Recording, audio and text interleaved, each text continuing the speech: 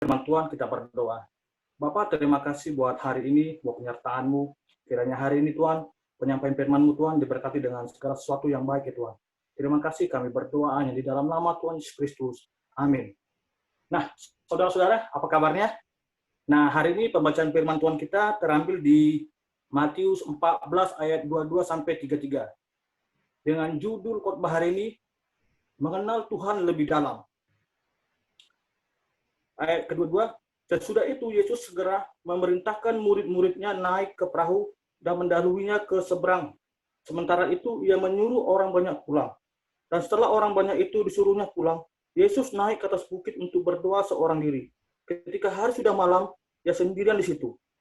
Perahu murid-muridnya sudah beberapa mil jauhnya dari pantai dan diombang-ambingkan ke lombang karena angin sakal. Kira-kira jam 3 malam datanglah Yesus kepada mereka berjalan di atas air. Ketika murid-muridnya melihat dia berjalan di atas air, mereka terkejut dan berseru, "Itu hantu!" Lalu berteriak-teriak karena takut.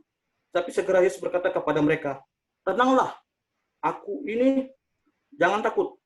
Lalu Petrus berseru dan menjawab dia, "Tuhan, apabila engkau itu, suruhlah aku datang kepadamu, berjalan di atas air." Kata Yesus, "Datanglah." Maka Petrus turun dari perahu dan berjalan di atas air, mendapatkan Yesus. Tetapi ketika dirasanya tiupan angin, takutlah ia dan mulai tenggelam lalu berteriak, "Tuhan, tolonglah aku." Segera Yesus mengulurkan tangannya, memegang dia dan berkata, "Hai orang yang kurang percaya, mengapa engkau bimbang?" Lalu beralih naik ke perahu, angin pun redalah. Dan orang-orang yang ada di perahu menyembah dia, katanya, "Sesungguhnya engkau anak Allah." Saudara-saudaraku, bahwa kita sebagai orang percaya, kita harus menyadari kunci untuk bisa berdiri teguh menghadapi segala sesuatu perkara adalah pengenalan yang lebih dalam akan Tuhan. Saudara-saudara, yang saya mau katakan bahwa masalah bisa datang, persoalan bisa datang, musibah bisa datang. Dan kalau kita tidak punya konsep yang benar, kalau kita tidak memiliki pengenalan yang benar, kita pun akan kecewa. Kita mungkin sekarang tidak mengerti, tapi kita kelak akan mengerti.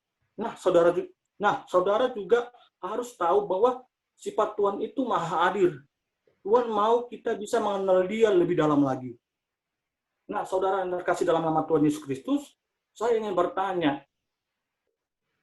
apa saja kesadaran yang harus Anda miliki untuk mengenal Tuhan lebih dalam lagi? Saudara yang terkasih dalam nama Tuhan, ada 3 hal kesadaran yang harus Anda buat untuk lebih dekat dengan Tuhan. Yang pertama, kita menyadari bahwa Tuhan mengasihi saya. Ayo kita lihat di ayat 22 dan 23, di poin 1 ini, sesudah yaitu Yesus bersegera memerintahkan murid-muridnya naik ke perahu dan mendahulunya ke seberang. Sementara itu, ia menyuruh orang banyak pulang. Dan setelah orang banyak itu disuruhnya pulang, Yesus naik ke atas bukit untuk berdoa seorang diri. Ketika hari sudah malam, dia sendirian di situ. Tuhan Yesus, nah saudara terkasih, Tuhan Yesus menunjukkan jalan. Dia berjalan bersama kita. Dialah jalan kebenaran dan kehidupan. Bahwa seorang pribadi yang menyelamatkan manusia ialah Yesus Kristus. Dia tidak pernah berubah dari dulu hingga sekarang. Dalam Alkitab ini, Yesus adalah benih Allah. Di sini Tuhan Yesus memerintahkan murid-muridnya pergi dan menyuruhnya pulang, banyak orang pulang. Bahwa Tuhan menunjukkan sasaran hidup. Di mana Yesus berbeda dengan para nabi atau para nabi lainnya. Kalau para nabi cuma menjadi petunjuk jalan ke surga. Tetapi Yesus adalah jalan menuju surga. Yesuslah jalan menuju surga. Itulah kasih Tuhan yang besar dalam hidup kita. Disitulah kita harus sadar mengasihi Tuhan Yesus. Nah, poin yang kedua, bahwa kita harus memiliki kesadaran, yaitu Tuhan punya rencana indah bagi kita semua. Mari kita lihat di ayat yang ke-27 sampai 28. Ayat yang ke-27, tetapi segera Yesus berkata kepada mereka, "Tenanglah, aku ini, jangan takut." Lalu Petrus berseru dan menjawab dia, "Tuhan, apabila engkau itu, suruhlah aku datang kepadamu berjalan atas air." Saudara yang dikasihi Tuhan, Tuhan mau kita berseru kepada Tuhan. Inilah tindakan kita melalui doa kita. Kita boleh tanya kepada Tuhan, mengenal hal-hal yang ingin kita ketahui. Kita boleh bertanya tentang rencana Tuhan dalam hidup kita. Ketika kita tidak memahami sesuatu dalam hidup kita boleh minta hikmat dan pengertian daripada Tuhan, supaya rencana Tuhan disingkapkan oleh Tuhan. Nah, untuk mendengarkan suara Tuhan atas permohonan kita atau mendengarkan jawaban Tuhan atas apa yang kita doakan kepada Tuhan, mari kita memiliki kepekaan terhadap suara Tuhan. Jawaban Tuhan itu bisa pesan firman Tuhan yang sangat kuat melalui ayat-ayat Alkitab yang kita baca. Saudara yang dikasih Tuhan, untuk mendapatkan jawaban Tuhan, kita perlu sabar. Kita perlu teguh dalam pembacaan firman Tuhan, menjalin hubungan yang intim dengan Tuhan. Nah, saudara yang terkasih, kita masuk ke dalam poin yang ketiga. Saudara yang kasih Tuhan, kita masuk ke poin yang ketiga. Kita harus memiliki kesadaran. Kenapa? Bahwa Tuhan menyatakan kuasanya ketika dalam kesulitan. Poin yang ketiga adalah Tuhan menyatakan kuasanya ketika kita dalam kesulitan. Mari kita baca di ayat 30 dan 31a. Tetapi ketika dirasanya tiupan angin, takulah ia, dan mulai tenggelam lalu berteriak, Tuhan, tolonglah aku. Segera Yesus mengulurkan tangannya dan memegang dia. Ketika kita dalam kesulitan, nah saudara yang terkasih, ketika engkau mengalami kesulitan, bahwa engkau akan mengalami Tuhan. Sebagai orang percaya, dalam segala musim kehidupan, kita harus tetap kuat, karena ada Tuhan yang menopang kita. Jadi sebagai kesimpulannya, saudara yang terkasih dalam nama Tuhan, kalau mau mengenal Tuhan lebih dalam, yang pertama yang harus Anda lakukan adalah baca firman Tuhan. Bacalah mulai 4 pasal per hari sampai 10 pasal per hari. Baca berurutan, contohnya dari Kejadian 1 sampai Kejadian 10, contohnya dari Matius 1 sampai Matius 10, baca setiap hari, agar Tuhan berikan pengertian yang luar biasa buat kita, agar kita lebih dekat sama Tuhan. Nah, yang kedua, sering komunikasi dengan Tuhan, yaitu berdoa dan memuji Tuhan dan menyembah Tuhan. Saudara yang terkasih, berada di hadirat Tuhan, berada di hadapan Tuhan selama-lamanya, mulailah dari sekarang, jangan tunggu lama-lama lagi.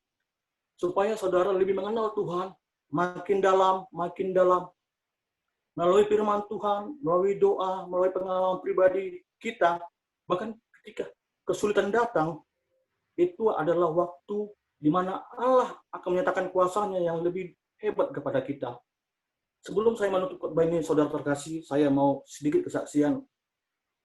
Pada bulan 2 2020 sampai bulan 5 kemarin, saya sebenarnya pengen sekali mau keluar dari kampus S3B. Saya ingin berhenti, karena saya jujur belum punya uang untuk bayar uang kuliah sampai semester 4. Jadi saya sudah ajukan surat resign kepada kampus, dan saya sudah malu juga untuk dipanggil 3 kali selama 3 bulan itu untuk lunasi bayar uang kuliah. Sementara saya sebagai seorang pekerja, tapi pekerja yang tak bergaji, pekerja yang berdasarkan hasil penjualan itu komisi.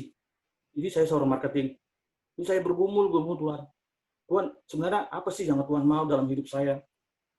Kenapa begitu berat pergumulan hidup dalam yang saya alami ini? Tuhan, tolong kasih saya, singkapkan segala sesuatu yang baik pada saya. Kalau memang benar-benar Tuhan ingin saya kuliah di S3B ini, tolong bantu saya Tuhan.